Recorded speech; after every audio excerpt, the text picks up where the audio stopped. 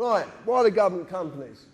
This information is from our search provider. This is this gentleman who come along, and I must say thank you, Russ. All government companies seem to have the same prefix at the beginning of their company number. They start with UC. Now, we believe that that means under charter. It could mean unincorporated. We're not 100% sure. But UC companies and Royal Charter companies do not have to publish their accounts as they are exempt under law. Well, that's a bit of a...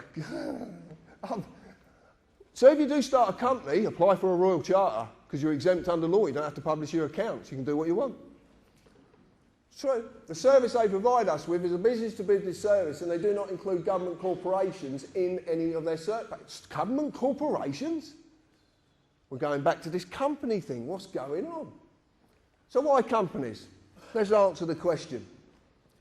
As you see, the Acts of Parliament are enforced by statutory instruments which are in fact contracts. But a contract can only legally exist between two or more persons. What's a company when it's been incorporated? What does it become? A person. It has legal personality, so it becomes a person. So then it can do business with another person under contract. This is why they're all companies. But there's a bigger reason to this, but it's just part of the reason. So a company corporation is a legal person, for it has legal personality via a certificate of registration certified name, exactly what you were given when you were born. Exactly the same process. Their legal personality is just a piece of paper as the one you have. So the contract only exists between the pieces of paper. But they're the person, so the contract only exists. But obviously they can't communicate. So they need us. That's the trick. You cannot exist in the legal world, so it doesn't apply to us as men, women and children, because it cannot exist. Legal industry, and it is an industry. Believe me, they don't like it being called an industry, but it is an industry. So the contract simply cannot apply to us. So what is going on? John talked about Magna Carta. I've got a slightly different take on Magna Carta, just slightly. And I just want to run you past it. Magna Carta 1215 started the process of the separation of power. It's called devolution. Away from the sovereign to a parliament of barons on the pretence that that parliament was set up to represent the people and to protect them from tyrannous sovereigns. Okay, that was the pretence of it. That's basically what the story is. Now what we are seeing is a devolution of power away from government to a third sector, private companies, to remove the oath of office, to destroy the sovereign and the people's sovereignty. If that sovereign is destroyed, or that position is destroyed, because it's not about who's on that position, it's about the position, then we're stuffed. We're stuffed. I've read the lies, I've read all sorts of stuff about the Queen and her family on the internet, and I've read some quite mind-boggling stuff as well. The point is this: it's been put there to turn you away from that lady for a specific reason, because she's the only one who can actually do something. She holds the power of dissolution at common law. She holds the power of royal proclamation.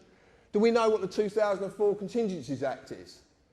We've heard of this document. It's a very damning document, isn't it? But do you know, written in Oxford Law Dictionaries 2008, that the Civil Contingencies Act of 2004 cannot be enacted without royal proclamation?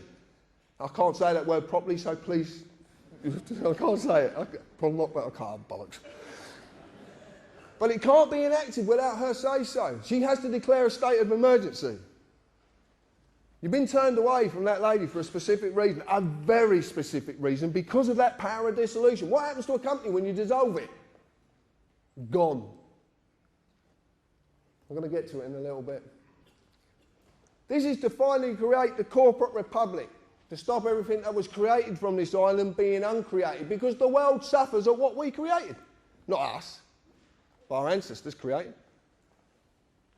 52 countries in the world suffer under our hand.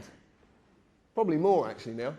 But they suffer under what was created from this country and went out with the fleet. That's why it's called fleet law. But they have a problem. For as long as I live and breathe, this island, its people and their descendants will never perish. And I'm going to explain why. Nor will their sovereignty. A little while ago, well, about a year ago, I marched myself off down to Buckingham Palace and decided to serve papers on the Queen. Most people actually believe I was out of my mind. what I'm going to say is I was completely out of my mind. And I like being out of my mind. It's a very nice place to be. I really do.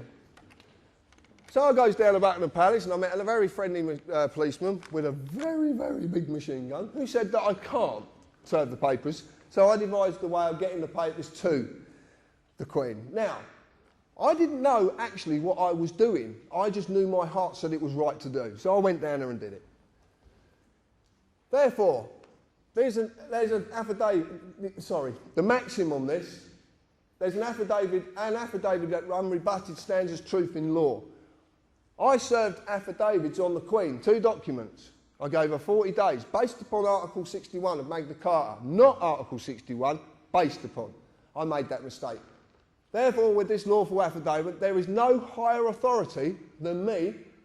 I am sovereign in law, as I have removed authority from our representative, our sovereign, until such time as a true representative is our sovereign. Now, what this basically means is, because the Queen is the highest point of authority in the land, she only gets her authority from us. So that means I can remove that authority any time I feel fit, if I feel that things have gone tits up. And they have very much gone tits up. So I've removed it. This basically means this document is now in law. It's a new law. This is how law comes about. This is called a precedent.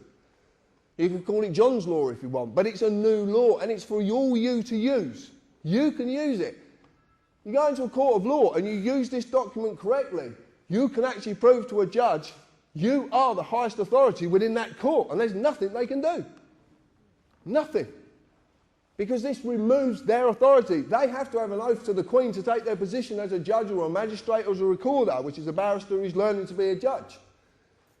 So if they have to have an oath to the Queen, you've removed the power of that oath to have any form of authority. You become the highest authority. And that law that can't be rebutted. We've got them we've got them. Whatever way they turn, they're knackered. Now, they're ignoring these documents because they daren't face up to it. They really daren't face up to it. It's actually gone nowhere near the Queen. It probably ended up at the FCA, Foreign and Commonwealth Office, which is probably the best place it could go.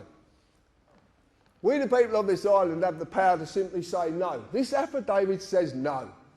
You're not doing this anymore. I'm putting an end to it. All the people of the Commonwealth can do exactly the same. And the reason it was based upon Article 61 is because it's lawful, peaceful hindrance with no violence. No violence.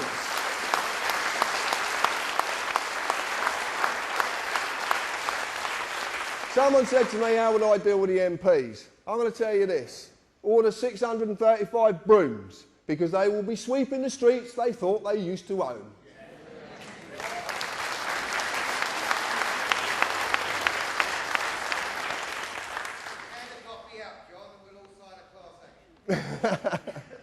Oh, and we just found out as well, you don't need solicitors anymore. 3 people can do this. Just 3 independent people can sign any affidavit. So we're even going to stop the corporate body having their money.